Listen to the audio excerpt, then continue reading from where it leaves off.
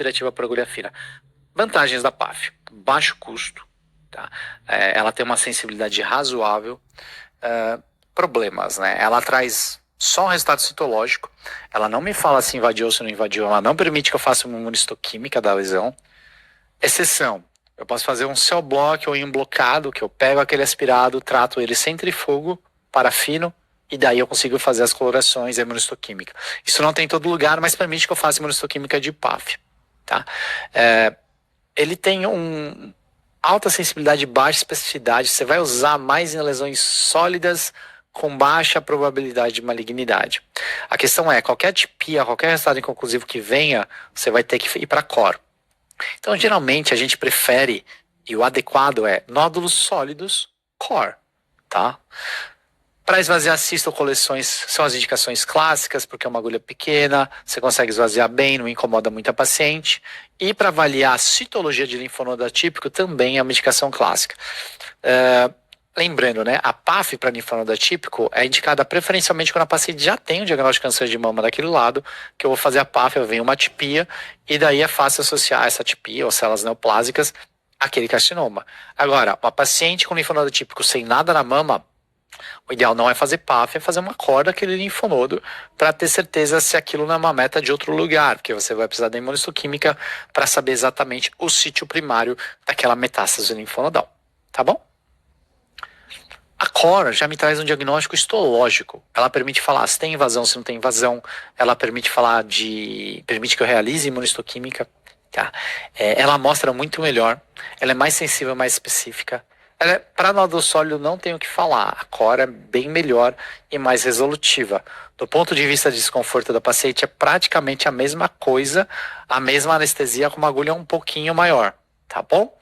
Então, a core para lesões sólidas, maiores que 1 centímetro, aí ela é muito boa, tá? Biópsia por agulha grossa assistida a vácuo, vulgo mamotomia, que é o nome consagrado aí pelo uso, tá? O nome que era comercial inicialmente. A mamotomia é uma core que tem vácuo junto com agulhas maiores. Então, você entra no meio da lesão e roda, ou home num sentido só, no outro sentido só. Ela permite que você tire lesões inteiras. Lesão de até 1 centímetro você consegue tirar inteira. Calcificação, você consegue entrar no meio das calcificações e mostrar muito bem. Distorção, você consegue mostrar muito bem.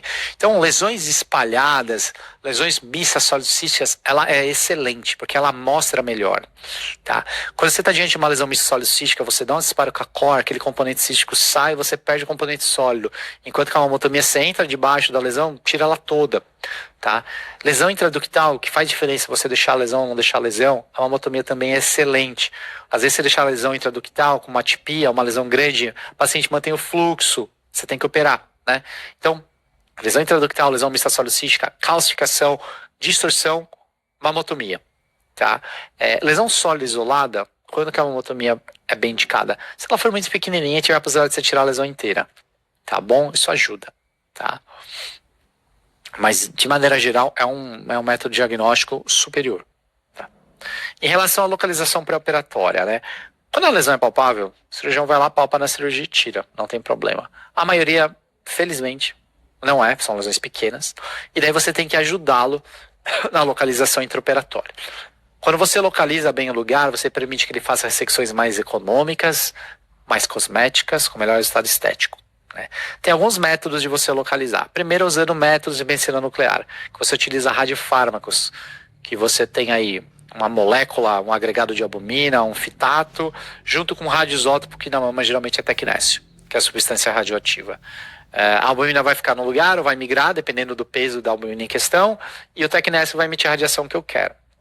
O ROL é o Radio Guided Acute Lesion Localization. Você injeta intralesional um agregado pesado de albumina que vai ficar no lugar e com o detector de radiação o cirurgião vai lá e acha. O SNOW é o Sentinel Node and Acute Lesion Localization, que você pode injetar perilesional ou peripapilar, e daí você ou marca a lesão em o sentinela, ou se for peripapilar, vai drenar só para o sentinela, porque é um nanocolóide de albumina, um fitato, que são substâncias com peso molecular menor, que são absorvidas pelo sistema linfático e vão drenar, tá? Então ele permite avaliar tanto sentinela como a lesão índex. Isso é que a gente usa de medicina nuclear. Nem todo serviço tem medicina nuclear, porque ele é custoso, Tem uma série de regulamentações. A gente pode usar daí para localizar lesões o agulhamento. O fio de agulhamento, ou agulha de Coppens modificada, é basicamente um anzol que você insere na lesão, atravessa a lesão e ancora ele. Tá? Então a ideia é que o fio transfixa a lesão e ele tem uma partezinha espessa, né? Essa parte espessa, o cirurgião, imagina que esse fio tá para fora, né? A gente palpa, chegou na parte espessa, o que o cirurgião geralmente faz? Abre um fuso. Se a lesão tiver no meio da parte espessa para frente, da parte espessa para frente, esse fuso aí, ele vai contemplar a lesão, tá? Então, essa é a ideia, deixar geralmente a lesão ou centrada na parte espessa ou da parte espessa para frente. Depende do cirurgião, mas de maneira geral eles gostam disso. E a gente tem vários tipos de fios. Esse aqui, por exemplo, é um reposicionável. Esses aqui você não consegue tirar sem quebrar. Depois que você colocou, esse aqui você consegue reposicionar, tá? Você faz o agulhamento da mesma forma que você faz a biópsia, tá? Você vai... Como é que você vai determinar o método, né? Você pode agulhar e biopsiar por qualquer um dos métodos. Ultrassom, mamografia, estereotaxia, ressonância. Primeiro você vai detectar em quais métodos eu vejo a lesão. Tá? Tem que ver para biopsiar para cá. Dos que eu vejo, qual é mais simples, confortável para paciente de baixo custo? Se o ultrassom for um desses métodos, for um método que eu enxergo a lesão, geralmente vai ser por ultrassom. Por quê? O paciente fica em decúbito ventral, tem o controle em tempo real do que eu estou fazendo, é muito mais fácil anestesiar, conversar com a paciente, né? Agora, não dá para ver no ultrassom, você vai ter que ir pelo método que é visível, tá? Uma questão que já caiu uma prova do ACR, essa paciente agendou uma localização guiada por agulhamento de um CDI na mama direita. Qual que é a melhor abordagem para você agulhar, né? Então, basicamente, vamos lá. Tá um pouco difícil de ver a lesão, mas ó, tem um nódulozinho aqui e aqui. É um nódulo na união dos inferiores. De maneira geral, você determinou o método, você vai pela via mais curta, porque você não quer ficar passando a mama inteira da paciente com anestésico, com agulha, é desconfortável. E no caso do agulhamento tem um problema que o cirurgião vai ter que ressecar aquele trajeto. Então, a melhor maneira de você abordar essa lesão é entrando por baixo, né? Então, o quadrante inferior é o mais perto aqui da pele, a gente vai entrar crânio por baixo, tá? Então, inferior, tá bom? Com relação ao anátomo radiológico, é um tema difícil, que tá caindo cada vez mais na prova. Ele faz parte do nosso relatório, porque a gente, como radiologista, a gente biopsiou a lesão, a gente viu como a gente biopsiou, a gente viu a cara da lesão e a gente vai ver o que veio na patologia e falar, bate, não bate. E se não bater, tem que amostrar de novo, seja por biópsia, seja por cirurgia, né? Além de falar bate ou não bate, o anátomo, a gente tem que falar se aquele achado tem um risco de vir alguma coisa a mais na peça ou um risco de vir algo pior numa eventual rebiópsia, tá?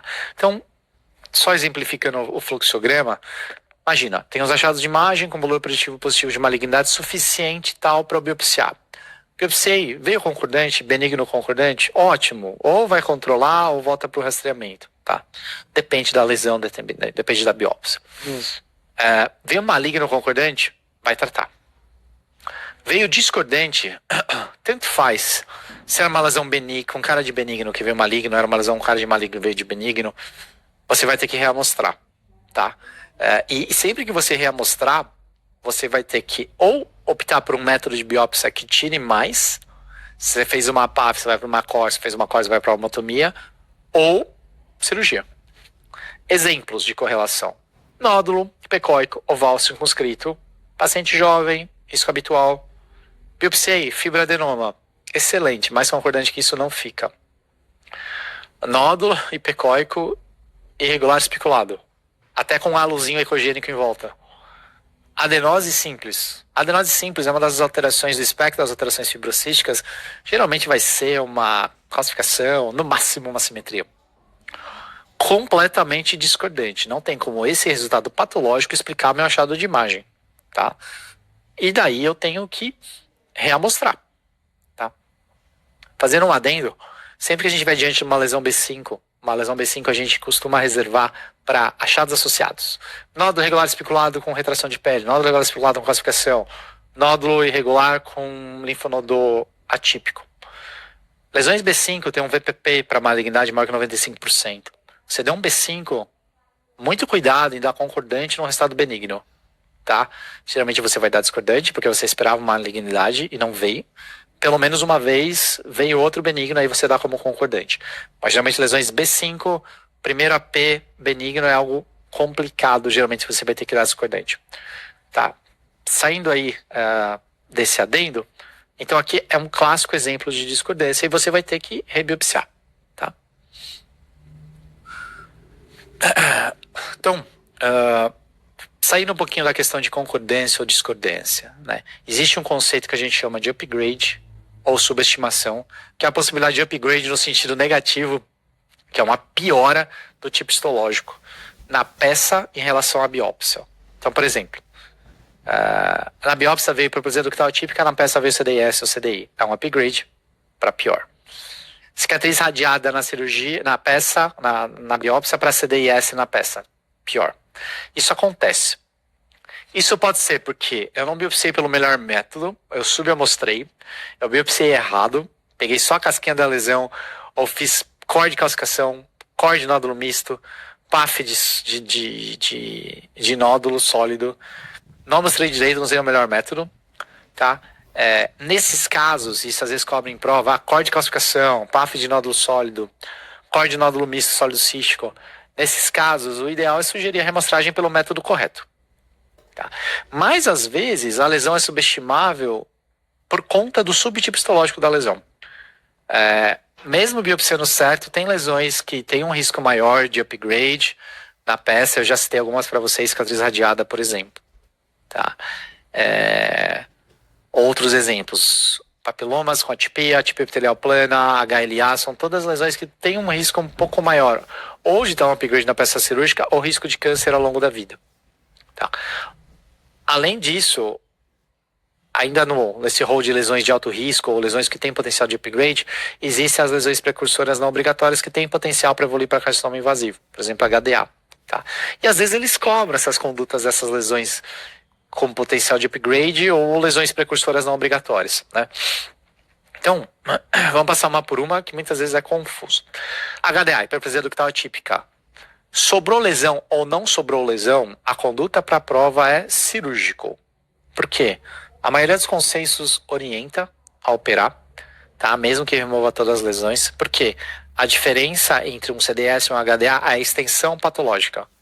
Tá? Um CDS de baixo grau, menor que 2 milímetros, é igual a uma HDA. Então, se a sua biópsia for mais pro cantinho ali, você pegou mais do que 2 milímetros, ia virar um CDIS, a conduta é cirurgia.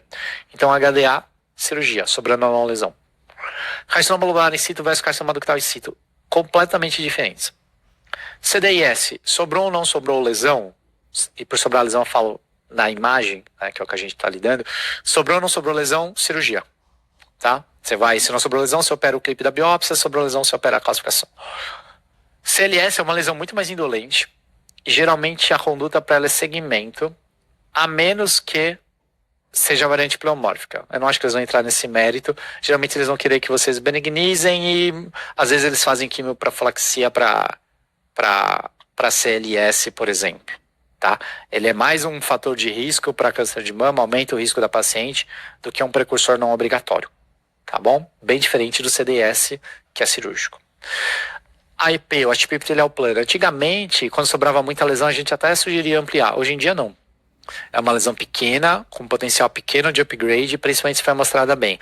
Mostrou bem, é concordante, né? Geralmente a AEP é a classificação.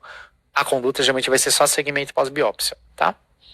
HLA versus HDA, de novo, completamente diferentes. HDA para o CDS, diferença é extensão, conduta, cirurgia.